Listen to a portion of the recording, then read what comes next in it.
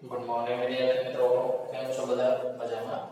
ધોરણ 7 ની અંદર ગણિત વિષય 7માં ગણિતની અંદર મિત્રો આપણે સ્વાધ્યાય 11 પદ્ધતિ ભણી રહ્યા છીએ, જેમાં ત્રીજો દાખલો આપણે પૂછ્યા છે, જેમાં એક કોષ્ટક આપેલું છે.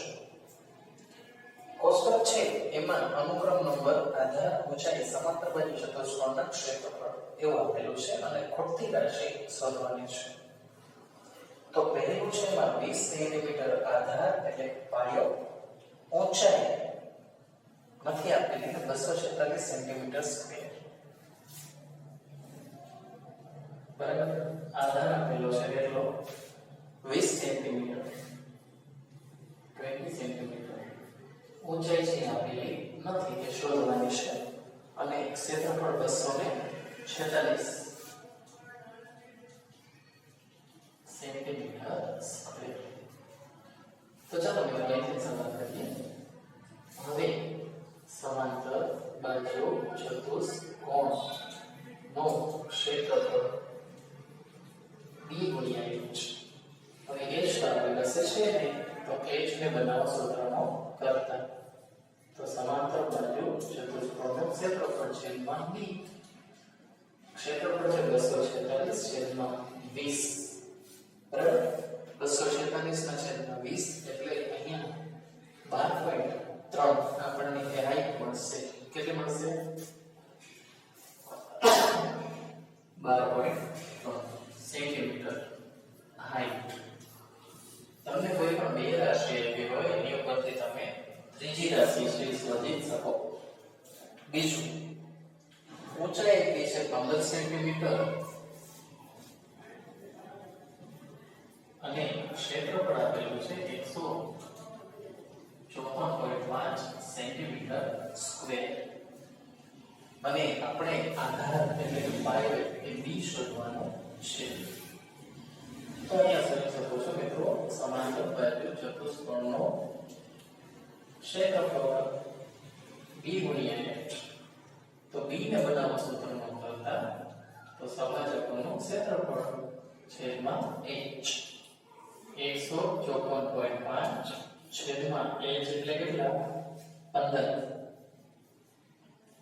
બરાબર, તો તમે અહીંયા 1545 ના છેદમાં 15 એને ગુણ્યા 10 આવી રીતે કરી શકો અને એનો આન્સર આવશે 10.3 સેન્ટીમીટર એની b એટલે પાયો હોય. સમજાણું મિત્રો? હવે આ જ રીતે ત્રીજો અને ચોથો દાખલો છે c અને d, એ તમારે ગણવાનો છે. ચોથા દાખલાની અંદર ત્રિકોણ આપેલા છે, એમાં ખૂટતા મૂલ્ય શોધવાના છે. તો એમાં પણ હું તમને પહેલો દાખલો બનાવું છું, બાકીના એના જેવા જ છે. 15 સેન્ટીમીટર ઊંચાઈ, 87 સેન્ટીમીટર, 15 સેન્ટીમીટર બરાબર. પાયો એટલે કે b, ઊંચાઈ આપેલી નથી h અને ક્ષેત્રફળ આપેલું છે 87 સેન્ટીમીટર સ્ક્વેર. ઓકે, હવે આપણે ત્રિકોણનું ક્ષેત્રફળ એનું સૂત્ર ખબર છે?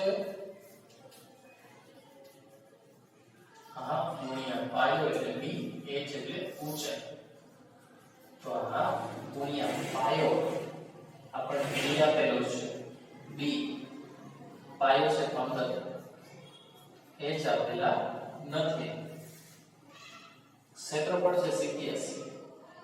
તેથી 2 અહીંયા આવે, 87 ગુણ્યા 2, 15 નીચે આવશે બરાબર h.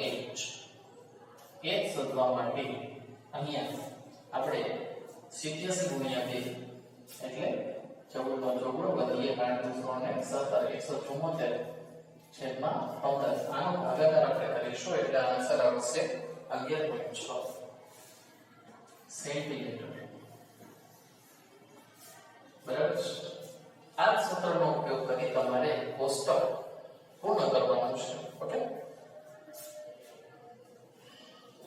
તો અહીંયા વિશેષ ધ્યાન એ રાખવાનું છે કે સેન્ટીમીટર કે મીટર કે મિલીમીટરમાં આપેલું છે. બીજો દાખલો છે એ પણ મિલીમીટર વાળો છે, તો ગભરાઈ નહીં જવાનું છે, પદ ઉડાડવાના છે. બરાબર છે. તો અહીંયા મેં જે દાખલા કરાવ્યા છે મિત્રો એ તમારે બરાબર છે. જે દાખલા કરાવ્યા છે એ તમારે હોમવર્કની અંદર કયા કયા બોલો છો? દાખલા નંબર 3 અને દાખલા નંબર 4. દાખલા નંબર 3 માં 4 દાખલા છે, ચોથામાં 3 દાખલા છે અને સ્વાધ્યાય 11.2 11.2 ના ત્રીજા અને ચોથા દાખલામાં 4 અને 3 ટોટલ 7 દાખલા છે જે તમારે તમારી બંને પાકી બુક અને નોટબુકમાં 1 ટાઈમ એટલે કે 2 ટાઈમ્સ ગણવાના છે વ્યવસ્થિત અક્ષરે. મિત્રો ગણિતની અંદર તો હંમેશા વ્યવસ્થિત રીતે ગણતરી કરતા શીખવું જ પડશે, શેરબાર કાઢતા શીખવું પડશે. જો તમારું ગણિત નબળું હોય તો હંમેશા ગુણાકાર, ભાગાકાર, સરવાળા, બાદબાકી અને પાડા જે પાડા છે 1 થી લઈને 20 સુધી તો એટલીસ્ટ તમારે શીખવા જ પડશે, તો જ તમને ગણિત આવડશે. તો ચાલો મિત્રો મળીશું હવે નેક્સ્ટ વિડીયો. ત્યાં સુધી બધા જ મિત્રો ઘરે રહો, સુરક્ષિત રહો.